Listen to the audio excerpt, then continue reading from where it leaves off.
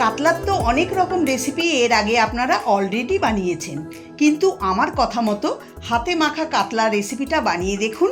দুর্দান্ত খেতে হয়, গরম গরম ভাতের সাথে খেতে দারুণ লাগে। নমস্কার বন্ধুরা, রিমির রান্না অ্যান্ড ব্লগসে আপনাদের স্বাগত। রেসিপিটা ভালো লাগলে লাইক, কমেন্ট, শেয়ার করার অনুরোধ রইল। হাতে মাখা কাতলা বানানোর জন্য এখানে আমি নিয়েছি 4 পিস কাতলা মাছ।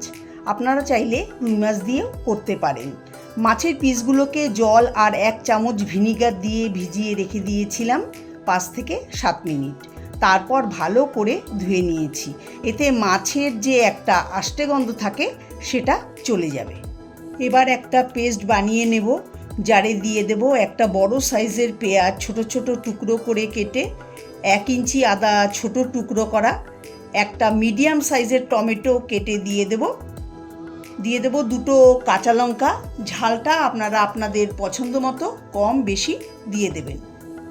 অল্প পরিমাণে জল দিয়ে এখন মিহি করে বেটে নেব। মাছ এখন ম্যারিনেট করে নেব। মাছের মধ্যে দিয়ে দেব 1/2 চা চামচ হলুদ গুঁড়ো, 1/2 চা চামচ দেব কাশ্মীরি লঙ্কার গুঁড়ো, 1/2 চা চামচ লাল লঙ্কার গুঁড়ো, স্বাদ মতো লবণ দিয়ে দেব।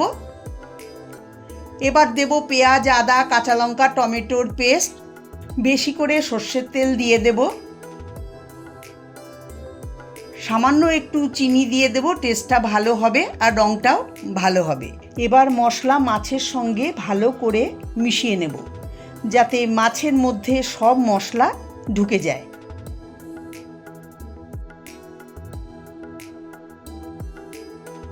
মাখা হয়ে গেছে, এখন ঢাকা দিয়ে 10 মিনিট রেখে দেব।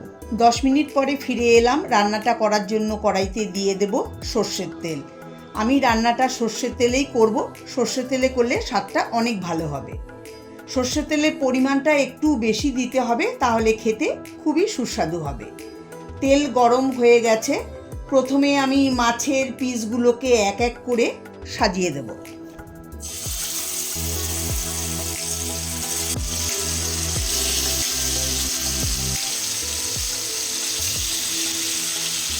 মশলা ওপর দিয়ে ছড়িয়ে দেব। জারে অল্প মশলা লেগেছিল, অল্প জল দিয়ে মিশিয়ে দিয়ে দিলাম। একটু নেড়ে চেড়ে মিশিয়ে দেব।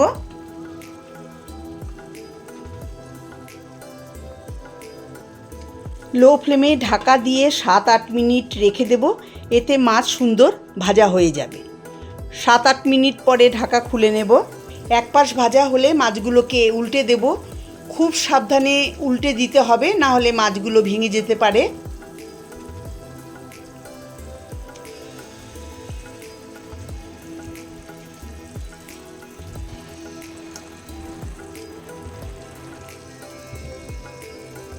আবার ঢাকা দিয়ে 7-8 মিনিট রেখে দেব।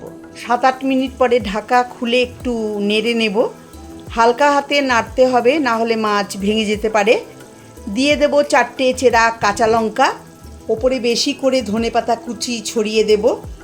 উল্টে পাল্টে দিলেই তৈরি হাতে মাখানো কাতলা মাছের রেসিপি।